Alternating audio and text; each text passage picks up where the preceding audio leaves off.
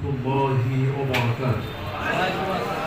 إن الحمد لله والصلاة والسلام على رسول الله وبعد. أعوذ بالله من الشيطان الرجيم. ولا تكونوا كالذين تفرقوا واختلفوا من بعد ما جاءهم البينة أولئك لهم عذاب عظيم.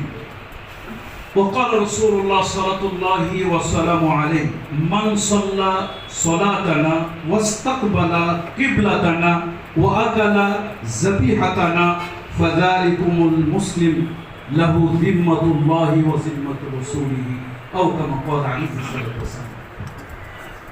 গত জুলাইয়ে এক নতুন মুক্তিযুদ্ধের মাধ্যমে এদেশের বঞ্চিত শোষিত ছাত্রদের গণ আন্দোলন এবং গণ অভ্যুত্থানে আল্লাহ তাআলা বাংলাদেশকে এক নতুন বিজয় দান করেছেন। সেই নতুন দ্বিতীয় স্বাধীনতার শহীদ যারা ইন্তেকাল করেছে, আল্লাহ তাআলা তাদের সকলকে ক্ষমা করে দিন, শাহাদাতের মর্যাদা দান করুন।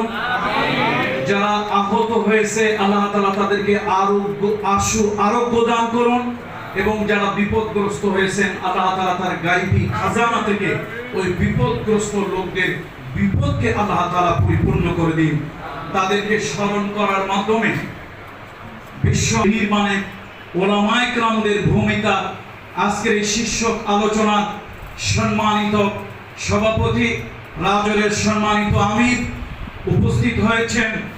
দীর্ঘদিন ধরে মাদারীপুরে অত্যন্ত কষ্টের মাধ্যমে নিজেকে নানান চড়াই উতরার মধ্য দিয়েও যিনি আন্দোলন ছেড়ে যাননি, সেই জেলা আমির জনাব মাওলানা আব্দুস সুবহান খান সাহেব, আমাদের রাজরের বিভিন্ন কওমি এবং আলিয়া মাদ্রাসার পরম শ্রদ্ধাভাজন উস্তাদেরা, মাগরিবের সালাত যেহেতু সামনে, সেই কারণে খুব লম্বা কথা আমি বলতে পারবো না।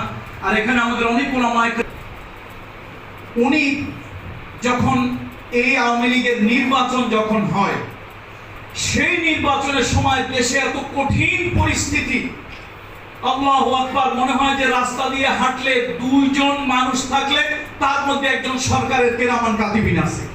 মসজিদে, রাস্তায় ঘাটে কোথাও গোয়েন্দা সংস্থার বাইরে যাওয়া যায় না।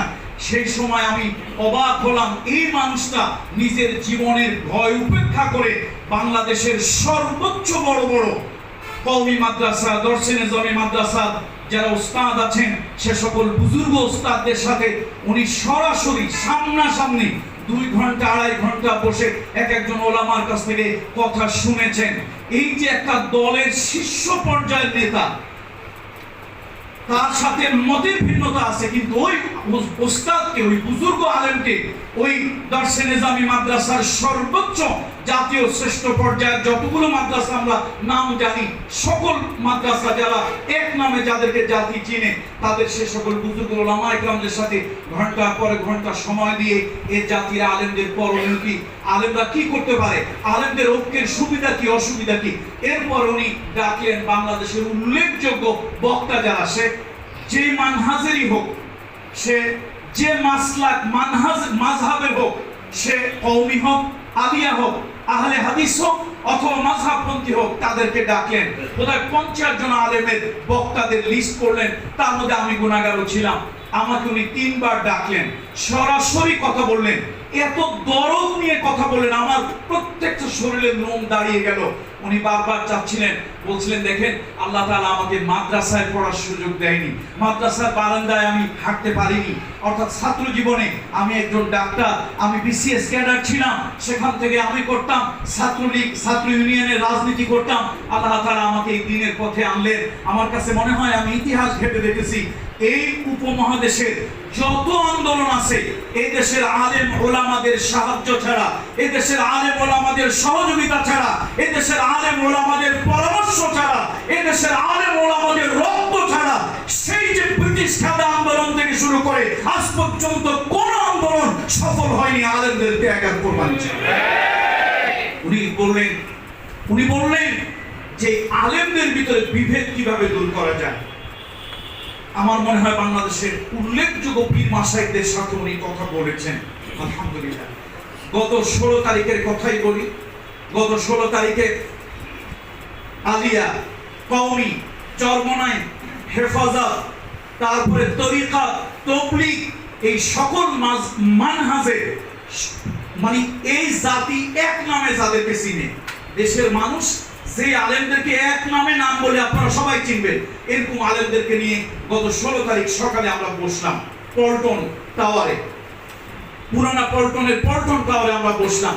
আলহামদুলিল্লাহ, আলেম ওলামাদের মধ্যে কথা হলো। তারপরে আমি চলে গেলাম, সাইদি সাহেব হুজুরের ইন্তেকাল ছিল 15 তারিখ, আমাদের সেই যে তার লাশ, তার জানাজা, তার 1 বছর পূর্তি হলো। মনের মধ্যে হৃদয়ের ক্ষত নিয়ে গেলাম পিরোজপুরে। আমিরে জামাত ডাকলেন, আলেমদের সাথে তিনি মত বিনিময় করবেন। বিশেষ করে আমাকে কয়েকবার বলা হলো যে টেকেরহাটে পীর সাহেব যেন থাকে। তো আমি তো আসলে পীর সাহেব না, পীর জাদা। তারপর উনি ডেকেছেন, খুব কষ্ট করে আসলাম। আলহামদুলিল্লাহ, আমার হৃদয়টা ভরে গেল। বাংলাদেশের উল্লেখযোগ্য বড় বড় কওমি মাদ্রাসার উলামা ইকরাম এই মঞ্চ ছিল না। আমিরে জামাত বললেন, এই শ্রেষ্ঠ সন্তান উলামা ইকরাম তারা নিচে বসবেন, আমরা মঞ্চে বসবো, সবাই আমরা সমান। মঞ্চ না, মঞ্চ তুলে দাও। মঞ্চ তুলে দেওয়া হলো। বাংলাদেশের উল্লেখযোগ্য বড় বড় মাসলাকের, মানহাজের বড় বড় আলেম ওলামা, বিশেষ করে কওমি অঙ্গনের বড় বড় উলামা ইকরাম আসলেন। সেখানে আমরা যাদেরকে ওয়াজ, যাদের মিডিয়ে, যাদের কথা শুনি, এক বাক্যে যাদেরকে আমরা এখানে বসে আছি, এক বাক্যে যাদের নাম বললে আমরা সবাই চিনব, সেই সকল অনেক ওলামা ইকরামরা এসে উপস্থিত হলেন। আলহামদুলিল্লাহ, সকলের মত বিনিময় করলেন। সেখানে যেটা হলো, যেহেতু মাগরিবের নামাজ আযান সামনে, আমি শুধু সংক্ষেপে আপনাদেরকে এই কথাটা বলতে চাই। সকলের অভিমত ছিল আমরা আলাদা থাকার কারণে মাথা হলো আমাদের, আর আমাদের মাথায় কাঁঠাল ভেঙে খায় বামপন্থী আর রামপন্থী।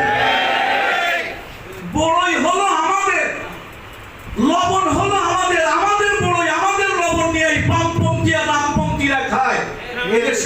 এদেশে যখন বাতিলেরা ঐক্যবদ্ধ হয়, এই বাতিলেরা নির্যাতন যখন শুরু করে, কে আলিয়া, কে কওমি, কে পাস করলি, কে এক করলি দেখে না। সব জালিমরা, সব স্বৈরাচারীরা, সব খোদাদ্রোহীরা এক হয়ে এদেশের, বলেন তো কোন মাসলাকের আলেম জেলে যায় নাই? বলেন, নাম ধরে বলেন।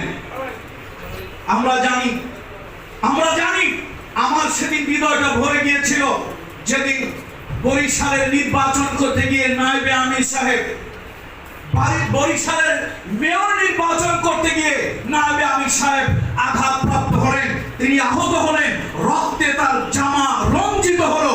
সেদিন আমার মনটা একদিকে ব্যথিত হয়েছিল, আর একদিকে আমার মনটা, হৃদয়টা বড় হয়েছিল। আমার কাছে কেন যেন মনে হচ্ছিল আলেম সমাজ কিছুটা হলো এক হবে। দেখা গেল সত্যি আলেম সমাজ কিছুটা হলো এক হয়েছে।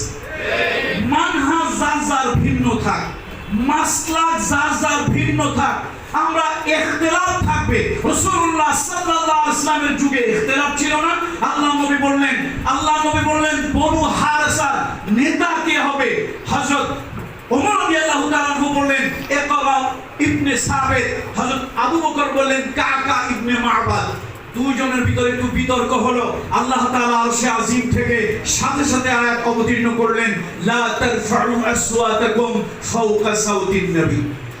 রাসূলুল্লাহর সামনে দুইজন জলিল কদরের সাহাবী, কেমন জলিল কদর, পৃথিবীতে নবীদেরকে বাদ দিলে সাইয়্যিদুনা আবু বকর সিদ্দিকের মতো শ্রেষ্ঠ মানুষ, উত্তম চরিত্রের মানুষ, সবথেকে দামি মানুষ, পয়গম্বরদেরকে বাদ দিলে পৃথিবীতে কোনোদিন হয় নাই, আর কিয়ামত পর্যন্ত সাইয়্যিদুনা আবু বকর সিদ্দিকের সমতুল্য একটা মানুষ পৃথিবীতে হবে।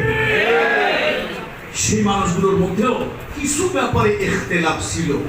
সুতরাং আপনার সাথে আমার ইখতিলাফ মানহাজগত, মাযহাবগত, মাসলাকগত থাকতেই পারে, কিন্তু বৃহত্তর ক্ষেত্রে রাসূলুল্লাহ সাল্লাল্লাহু আলাইহি ওয়াসাল্লাম আমাদেরকে আযান দিয়েছেন। রাসূলুল্লাহ সাল্লাল্লাহু একজন উত্তর দেন।